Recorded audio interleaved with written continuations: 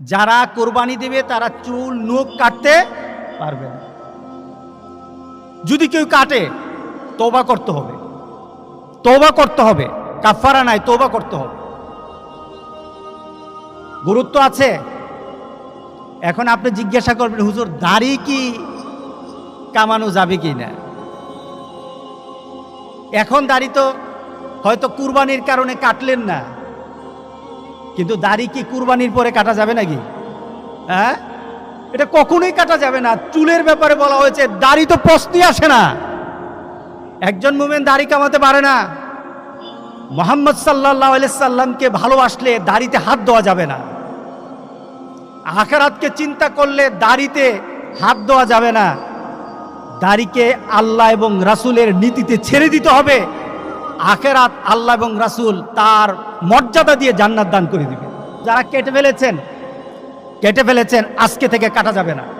এই 10 দিনে আমরা কি করতে পারি, আমি একটা রুটিন আপনাদেরকে দিচ্ছি, খেয়াল করবেন, সহজ হয়ে যাবে। নতুবা যদি নিজে চেষ্টা করেন হবে না। 5 ওয়াক্ত নামাজ আছে কিনা বলেন? সবাই পড়ি তো ইনশাআল্লাহ? আলহামদুলিল্লাহ সবাই পড়ি। 5 ওয়াক্ত নামাজ আমাদের সঠিক সময়ে আদায় করব। যদি আমাদেরকে সুযোগ হয় মসজিদে আসব, যদি সুযোগ না হয় বাড়িতে জামাতের সাথে ছেলেদেরকে নিয়ে পড়ব। 5 ওয়াক্ত নামাজ, ফরজ নামাজ ঠিক সময়ে আদায় করব। 5 ওয়াক্ত নামাজের মধ্যে সুন্নত আছে কিনা, সুন্নতগুলি ঠিকভাবে আদায় করব। দেখুন, আপনাকে অতিরিক্ত আমল তো করতে হবে না। এই আমলগুলিকে একটু আন্তরিকতার সাথে করলেই কিন্তু এই 10 দিনের মর্যাদা আল্লাহ সুবহানাহু ওয়া তাআলা আমাদেরকে দান করে দিবেন।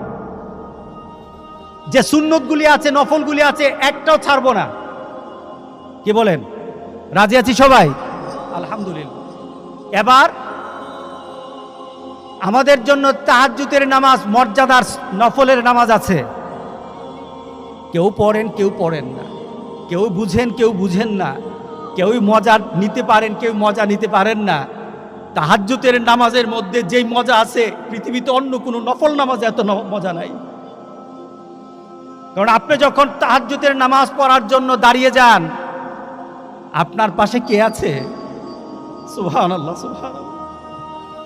আল্লাহ সুবহানাহু ওয়া তাআলা প্রথমে আকাশে বলেন, বান্দা আমি তো তোর কাছেই চলে আসলাম। তাহাজ্জুদের নামাজগুলি আদায় করেন, আওয়াবিন পড়েন, আপনি চাশতের নামাজ পড়েন, আপনি দুহার নামাজগুলি পড়েন। দুহার নামাজ কোনটা, দুহার নামাজ কোনটা আপনাকে জানতে হবে। তো এগুলি তো আপনাকে শিখতে হবে। মোমেন যদি না শিখে মরে তারই লস, মোমেন যদি না করে মরে তারই লস। আমি জানলাম, আমি মানলাম, আমারই লাভ। আপনি জানলেন, আপনি মানলেন, আপনারই লাভ। মানলেন না, জানলেন না, লস আপনার।